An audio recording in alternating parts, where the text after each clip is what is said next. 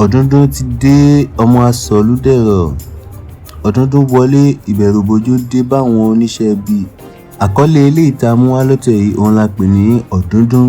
Àwọn òṣèré tó kópa nínú eléyìí ni Ireti Osayemi, Jumoke Odetola, Bakare Zainab, Funmi Olasojumi, Peter Ìjágbèmí àti bẹ́ẹ̀ bẹ́ẹ̀ lọ. Odundun jẹ́ ọmọbìnrin ẹlẹ́mìí abàmì kan tó lòdì sí ìwà ìbàjẹ́ àti ìwà àìbìkítà tí àwọn ọmọ ènìyàn ń hù.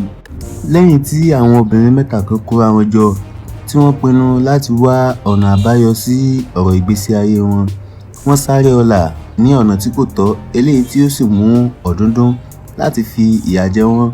Gbogbo ohun tí ó wá ṣẹlẹ̀ sí wọn, ìrìn tí wọ́n rìn àti irú ìyà tí ẹ̀mí abàmì yìí fi jẹ wọ́n, gbogbo ẹ̀ náà ni ẹ ó bá pàdé nínú sinimá yìí nígbà tí ẹ bá wò. Ẹ tẹ subscribe button tó wà lábẹ́ fídíò yìí fún àǹfààní àwọn sinimá lóríṣiríṣi eléyìí tí ó ń lọ lọ́wọ́. Kò ní jù báyìí lọ, ìpàdé di nínú fídíò míì. Ó dìgbà.